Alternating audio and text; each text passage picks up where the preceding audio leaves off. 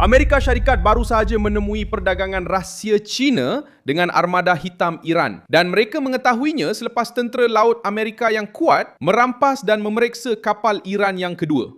Apa yang terbongkar sekarang bukan sekadar satu lagi rampasan di laut.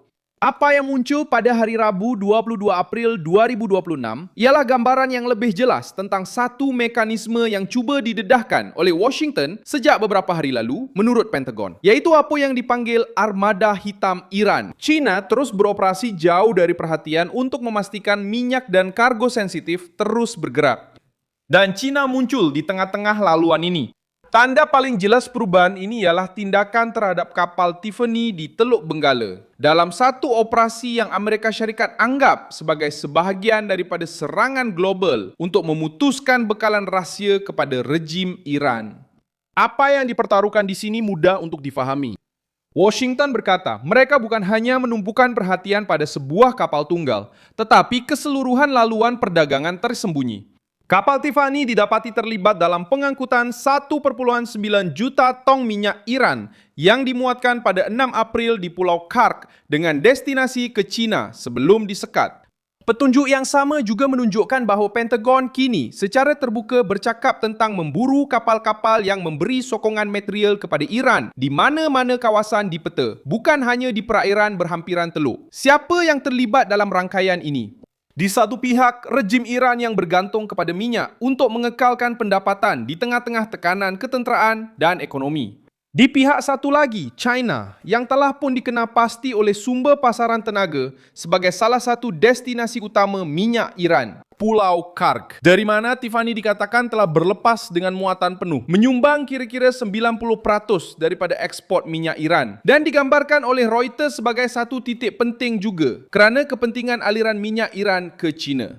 Ini membantu menjelaskan mengapa syak wasangka terhadap laluan ini begitu berat. Ia bukan sekadar operasi kecil, tetapi satu paksi penting untuk kelangsungan ekonomi. Bila perkara ini mula menjadi tumpuan, urutannya adalah penting. Pada 12 April, CENTCOM mengumumkan bahawa mereka akan mula menyekat trafik maritim masuk dan keluar dari pelabuhan-pelabuhan Iran bermula 13 April. Kemudian, pada 19 April, Amerika Syarikat telah memintas kapal kargo Tosca di Laut Arab.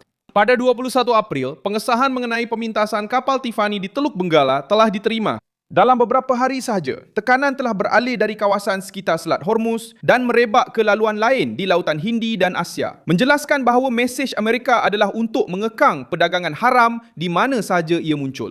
Bagaimanakah rangkaian ini berfungsi menurut sekatan Amerika sendiri? Melalui gabungan laluan yang mengelirukan, pemindahan antara kapal, manipulasi atau mematikan sistem penjejakan, serta pertukaran bendera dan identiti operasi. Perbendaraan Amerika Syarikat telah pun menyatakan sejak 2024 dan 2025 bahawa Iran menggunakan rangkaian luas kapal dan syarikat untuk mengangkut minyak secara tersembunyi, termasuk dengan dokumen palsu dan operasi di sekitar Singapura dan Malaysia. Dalam kes Tiffany, Jabatan Negara telah menyatakan pada tahun 2025 bahawa kapal itu telah memuatkan minyak Iran dalam operasi antara kapal dan melakukan aktiviti tanpa penjejakan berhampiran Singapura. Dalam kata lain, apa yang kini meletup dalam berita bukanlah sesuatu yang baru. Ia adalah satu mekanisme lama yang menurut Washington hanya baru didedahkan. Di sinilah bahagian paling serius dalam kisah ini bermula. Tosca yang telah dirampas beberapa hari sebelum itu mempunyai rekod perjalanan baru-baru ini ke China dan Malaysia sebelum menuju ke pelabuhan Iran, Bandar Abbas.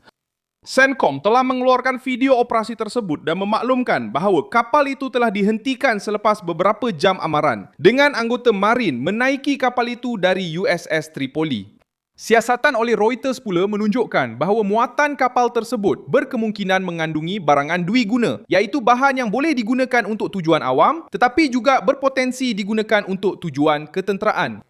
Perincian ini mengubah skala masalah. Ia bukan lagi sekadar minyak keluar masuk, tetapi mula menunjukkan aliran berulang-alik yang mempunyai kepentingan strategik untuk Tehran, di mana kehadiran China menjadi lebih merisaukan bagi Washington. Pertama, sebagai destinasi yang mungkin minyak Iran yang masih cuba melepaskan diri daripada kepungan. Kedua, sebagai titik persinggahan tetap dalam laluan kapal-kapal yang telah dipintas.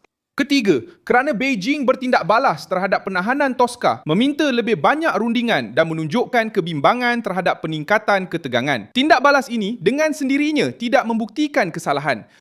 Mas, somada ao histórico, minyak Iran sampai ke pasaran China. Dan hakikat bahawa kapal-kapal yang dipintas berkaitan dengan laluan antara China, Asia Tenggara dan Iran menguatkan lagi syak wasangka. Inilah perkara utama yang ingin ditonjolkan oleh Pentagon. Terdapat perdagangan yang tidak telus, tidak normal dan tidak nampak seperti kebetulan. Kenapa perkara ini sangat penting sekarang? Kerana Iran tidak perlu menang di medan terbuka untuk terus bertahan. Cukup dengan memastikan wang terus masuk, minyak terus keluar dan bahan-bahan terus sampai. Perbendaharaan Amerika telah menyatakan bahawa rangkaian seperti ini telah mengendalikan perdagangan minyak Iran bernilai berbilion dolar dan sebahagian daripada wang itu telah memberi manfaat kepada pengawal revolusi. Apabila Washington menyasarkan armada gelap, sasaran sebenar bukan hanya kapal di laut, tetapi juga sumber kewangan rejim itu. Dan jika China muncul sebagai pembeli, penghubung logistik atau destinasi akhir, konfrontasi itu tidak lagi hanya antara Washington, malah ia mendapat kepentingan geopolitik yang jauh lebih besar. Masih ada satu lagi perkara yang menambah rasa terkepung. Associated Press melaporkan bahawa Pentagon menganggap Tiffany sebagai sebahagian daripada amaran global. Perairan antarabangsa tidak akan menjadi tempat perlindungan untuk kapal-kapal yang dikenakan sekatan yang menyokong Iran. Ini bermakna strategi Amerika Syarikat tidak lagi terhad kepada Selat Hormuz. Garis panduan sekarang ialah memburu keseluruhan rangkaian, termasuk di laluan laut, yang sebelum ini kelihatan jauh dari tumpuan utama krisis.